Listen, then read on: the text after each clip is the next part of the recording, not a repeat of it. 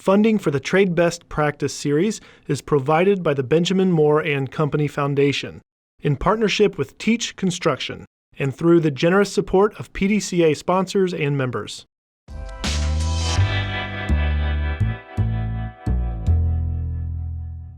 Well, we're at the end of the Trade Best Practice training series. You've learned a lot about painting and what it means to be a part of a painting company. So now let's make sure you know how to remain successful on down the road. Choices are coming for you. If you haven't already, you're eventually going to decide on a few things. Whether you want to be in residential, commercial, or industrial work, what company you want to work for, and what kind of tasks you most enjoy doing. That last part, discovering the types of skills and tasks you enjoy doing, is huge. It will come with time, so don't give up, no matter how difficult the task you start with. Let's cover some things that will help you in your journey to expertise and mastery and will guarantee you more success in the days to come. The right tools make you successful. Remember that the right tools help you work safely and efficiently. Some of those tools? Well, safety is of course the best tool. That means safe work habits and PPE. So sturdy work shoes, hard hat, eye protection, do it all. No sense in building solid skills if you don't take care of yourself. Then there's basic tools. Learn how to use them right, safely. Remember the basics and best practices. Build on those, don't leave them behind. Habits that make you successful. Well, get to work on time and be consistent. Work hard, be positive. It's some of the easiest, hardest parts of anything you'll ever do. Good communication. You'll find at times that this is everything. As one smart person once put it, the limits of your language are the limits of your world. Listen and talk. You and your team will be more successful for it. Attitudes that make you successful. First, there's teachability. Don't stop learning. Take your time with it. You'll be teaching others soon enough, but you have to learn it right so you can teach it right when it comes time. Next, flexibility. It really helps. Go into each day with an open mind. Your scenery will change a lot and you'll be doing different tasks. See each new challenge as an opportunity to learn and get better at what you do. Have some fun with it. Then there's hustle and ambition. That means keep going, keep moving forward. Be open to and look for opportunities that open doors and open more doors than you even think possible. Yes, teamwork is an attitude. You've heard lots of people interviewed in this series and they were talking about the family atmosphere they have at their company. That's because when you do your share and people start to depend on you, that helps them enjoy their work more. Companies that make you successful. Pay and benefits are great, but a great company culture is a perk that makes work challenging and rewarding. If you enjoy the team you work with, you're already miles ahead of some people. Training makes you successful. Take it if it's offered. Ask for it if you're not sure. A company that invests in you is awesome. If your employer is a member of PDCA, the Painting Contractors Association, you're already a step in the right direction. If they're not, tell them Chris sent you. Okay, well, let's go out and talk to some people who do this every day. So, one last time, to the field.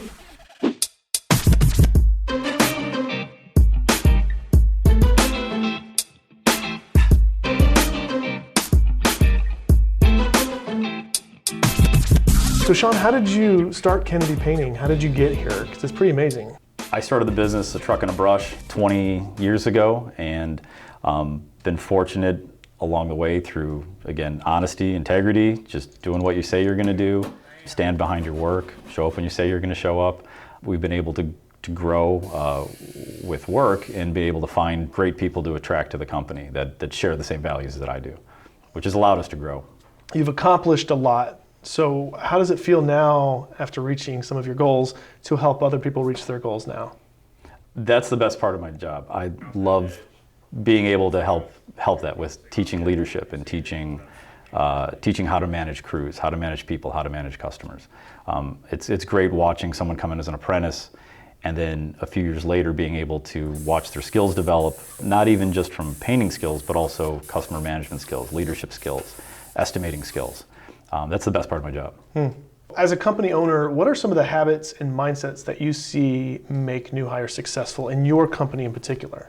being reliable, showing up on time. One of the things that everybody can control is their attitude and their ability to learn and being able to be on time. Those three things will get you farther in this industry than anything else. What about the painting industry as a whole? How does a person achieve long-term success in this industry? I think it comes back to honesty and integrity, that you do what you say you're going to do, you stand behind your work, you put your customers' interests is at the level of yours as well. So it's a win-win situation for both the business and the homeowner. So knowing that there are lots of possible pathways for advancement, can a person still be happy starting out as a painter and expecting all those things to come? I did. I started out as a painter in a residential company and worked my way up to owning my own business. So we have almost 50 employees now. As you get your skills up, there's different paths that you can take in this industry. You can take as a project leader, as a crew leader, you can get into estimating, you can start your own company, you can get into color and design. There's a bunch of different avenues that come off of just learning the skill of painting.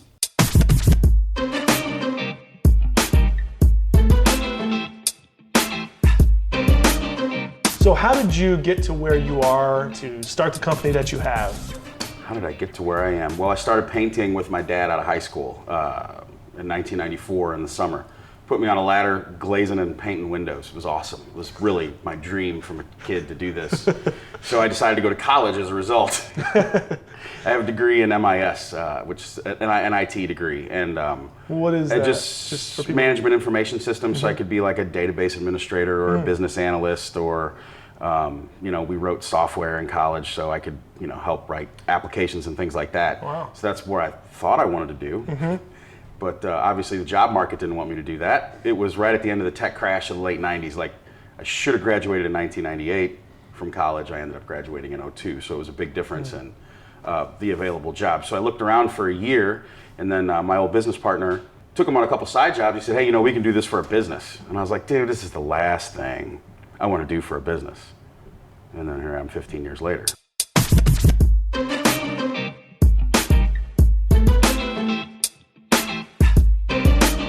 So having accomplished so much, because you kind of have done a lot with this business, how do you feel about helping other people achieve their goals here now? How does that feel?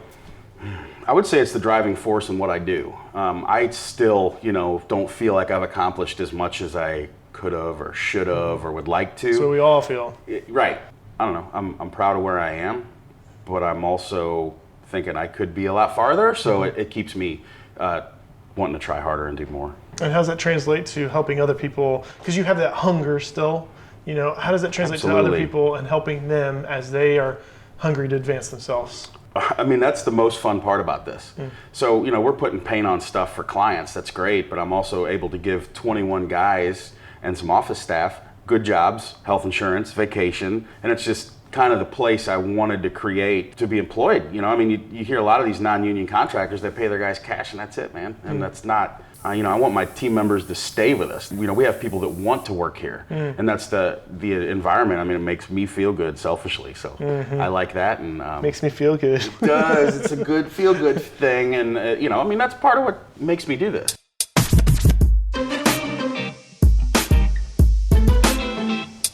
So when someone new joins your company, what are the types of things that they could do or the ways that they can think that will make them successful in your company? I want them to think like that they have a lot of room to learn. I want them to think that they want to be a painter and they want to be a craftsman and they want to run crews, and I want them to listen to their superiors and listen to the guys that have more experience than them. It's the ones that come in closed-minded because they've been in construction or they were painters and they don't like to listen and do things their own way. And it's not like their way's wrong, it just might not be ours. So I need them to listen, I need them to do that, and I want them to think that there's upward mobility in the company rather than just be a lowly painter, because there is. I mean, it's not like you're gonna own the place unless I'm ready to retire. It's a ways off. But yeah, there is room for advancement. So I want them to think bigger than just stroking a wall with a brush. What about being in the painting industry as a whole? Like long term, how do people become successful in this industry? I think you have to like it. You have to like coatings. You have to like troubleshooting troubled substrates and figure out the right coatings to put on, or how to make things that have failed last longer going forward, or you're trying to protect wood or metal, you have to like coatings, you have to like paint, you have to like dirty hands, you have to like being sweaty in the summer and cold in the wintertime, and you have to like being wet with a power washer, and you just have to like to exert yourself essentially if you're going to be a painter. Now, if you start as a painter, you can do what I did and start a business. I mean, we're in America, we can do that. You could maybe get some experience and go to work for one of the paint vendors and sell to guys like me. Or you could like paint and then go to college and be a chemist and learn how to make it better. So I think you just have to be intrigued by it. I think, that's neat. I like to beautify, I like to protect and make people happy, and all the stuff that painting does. So after all that you just said, can a person be happy being a painter and advancing in the painting industry? I think so. I think it depends on where they want to go and how much effort they're willing to put into it.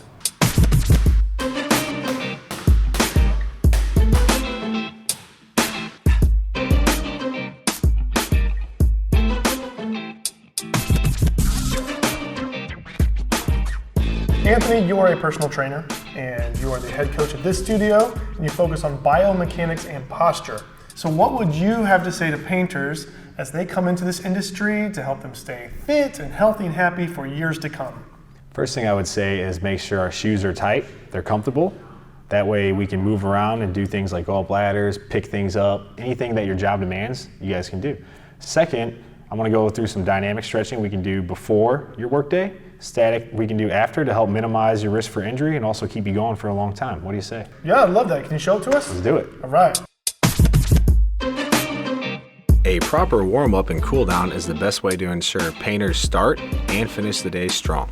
We will be demonstrating dynamic or moving stretches for the beginning of your workday and static or holding stretches for the end of your workday. For dynamic stretches, do 10 each side. For static stretches, hold each side for 10 seconds. Let's start with our foundation and work our way up. This ankle and calf stretch promotes better mobility. Start by placing your left foot on the wall with your toes as high on the wall as possible. Make sure the balls of your foot are touching the wall and your heel is touching the ground. Make sure the heel of your right foot is off the ground as well. Push your left knee towards the wall as far as you can while maintaining your foot position. Keep ankles, knees, hips, and shoulders aligned at all times. The next stretch is a toe touch for hamstring flexibility. Keep your weight evenly distributed throughout both feet. If you need, stand with your bottom against the wall for extra support. Start by tucking your belly button into your spine. While keeping your knees soft, bend at the waist and reach your hands down toward your toes. For the dynamic version of this stretch, do 10 toe touches.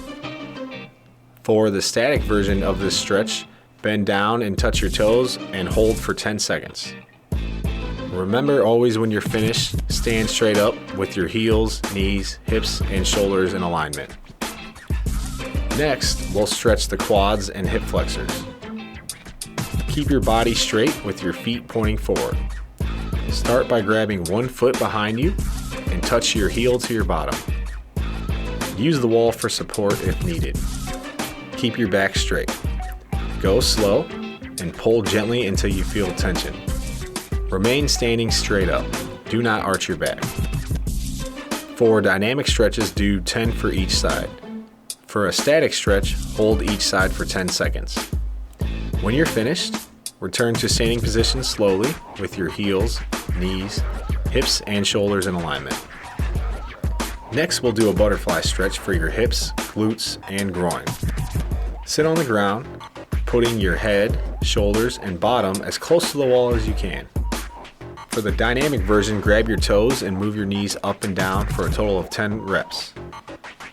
For dynamic stretches, do 10 for each side. For a static stretch, hold each side for 10 seconds. Next, we'll stretch the upper body, starting with arm swings. Swing your arms, crossing them in front of you, and alternating each arm over the other. If you're warming up at the beginning of your day, do 20 repetitions. For the static stretch at the end of your day, you can use a wall. Make a 90-degree angle with your arm. Place your forearm on the wall. Keep your hand flat and fingers spread out against the wall, and point your feet parallel to the wall. Rotate your torso towards the wall and then away from the wall. For dynamic stretches, do 10 for each side. For a static stretch, hold each side for 10 seconds.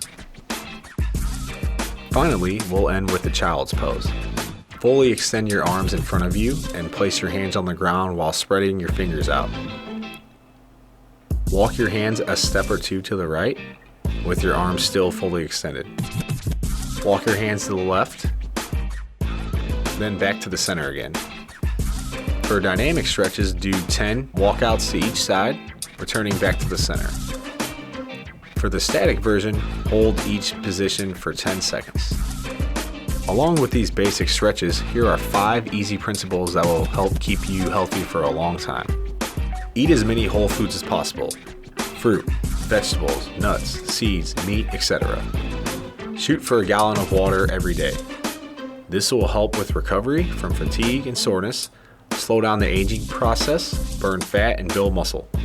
Consider self-massaging your arms, legs, core, and back with a foam roller, softball, a bat, or PVC pipe. Rest is very important. Sleep on a firm mattress. Also, avoid a pillow that causes your neck to slouch. Get 8 hours of sleep as often as possible. Well, that just about wraps things up. We are now at the end of the Trade Best Practice series, and it's time for you to take what you've learned and build a career out of it. You have a place with us in this trade. You got this. I really need to know if you will hire me on at Kennedy Painting. Absolutely, we're always hiring apprentices. All right, it's on. So Nick, would I make the cut on your team? Chris. You would, sir. You would. Welcome to the team. Yes! Will you hire me? Yeah, starting time's at 8. We'll see you tomorrow. I'm out. I joked around and I was asking them if they would hire me at their company. I don't think every company owner is necessarily like this, but the few that I met with were pretty amazing. They're inspiring. They really wanted to help people achieve their goals and advance their career. They felt like they had done some incredible things in their life, and they didn't just fall into owning a business. They actually work really hard, and so they admire the hard work of others, and they want to help them achieve their goals. There seemed to be as many pathways as there were passions. There is truly a sense of unity and camaraderie that's developed that is unlike anywhere else. It's pretty amazing. I'm inspired by what I saw in this journey to these different companies. I hope everybody's learning from this because there's so much that you can gain from it.